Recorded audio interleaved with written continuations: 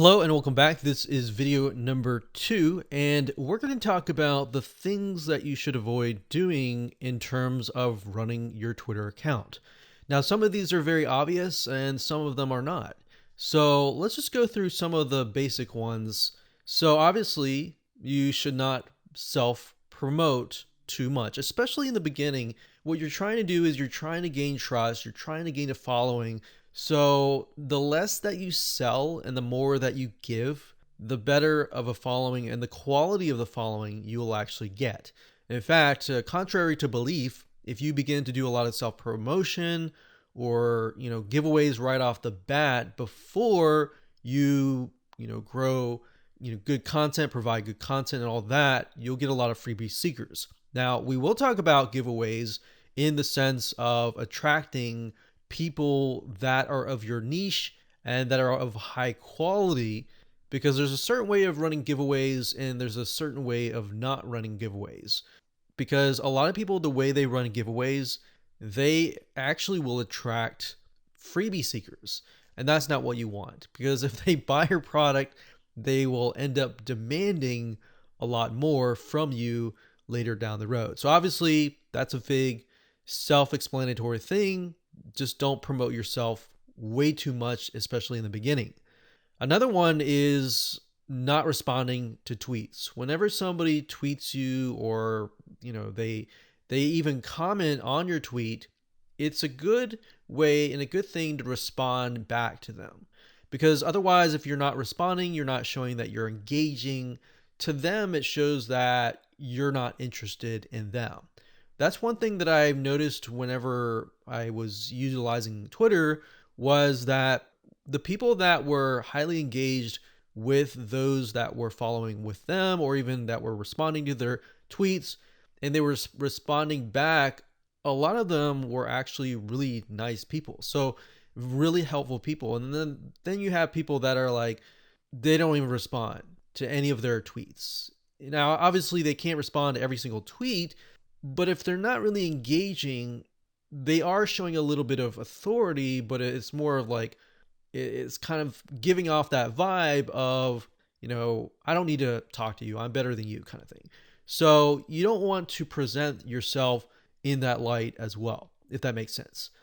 So another thing I have noticed is too much negativity. Nobody wants to follow somebody who is just too negative. Yes, there is a time to, call out people, but for the most part, even if you are in the right, a lot of times that can be a negative thing. So, especially in the beginning, you want to be positive, you want to stay positive, you want to give really good content and all of that. So, another thing is spelling errors. Now, obviously, with Twitter, because it's a fast-paced environment, sometimes you will make spelling mistakes. But for the most part, you should try to avoid them. And that's mainly because at the end of the day, people unfortunately do care about spelling. I don't know what it is, but with running in many different social media channels, we've found that over the years that people do care. When they see a lot of spelling mistakes, they view that as, not a big brand or not a brand, but maybe a smaller person. Now, another thing that I want to say is on Twitter, if you do a search real quick on Twitter, you'll notice that some people do not shorten their links. So you got to realize when you're dealing with Twitter. So if we do a search on a certain thing, so let's just do a search on trending right here. And we'll notice that a lot of the tweets are very short. It's because there's a max certain amount of characters. So because of that, when you are inserting links, you want to make sure that you're utilizing a URL shortening service. So there are many out there. There's one called Bitly. So Bitly, like so. bitly.com. So bitly.com.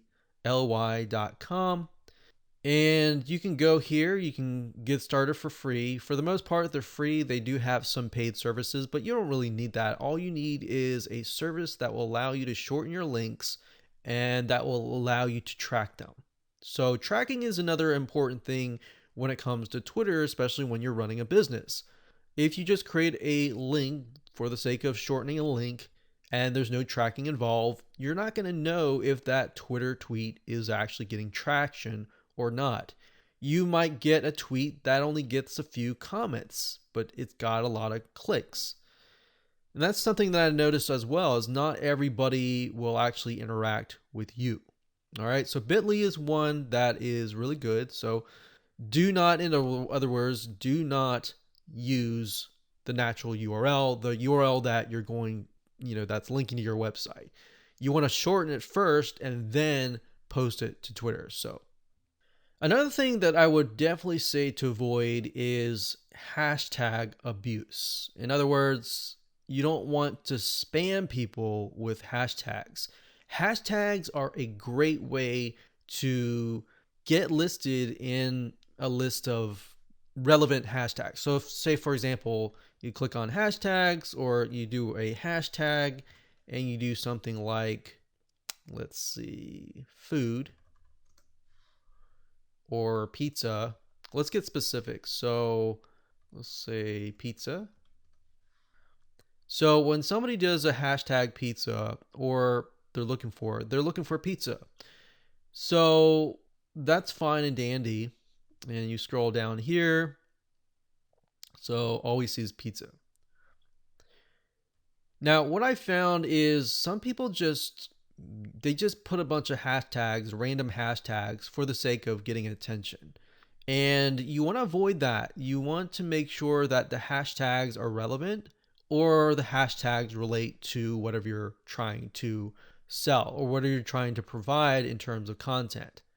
Now, we'll talk later about utilizing certain hashtags to attract a specific audience, which is a little cool trick that we'll show you in those videos in terms of doing research and all of that. Okay, so those are just a couple of things that you should never do. Now, you should definitely update your profile, upload images, upload your logo, and all of that good stuff. But I don't want to go into too much depth. There's probably a list of hundreds of things that you should avoid doing, but those are definitely the big ones. All right. So with that said, let's move on to the next video.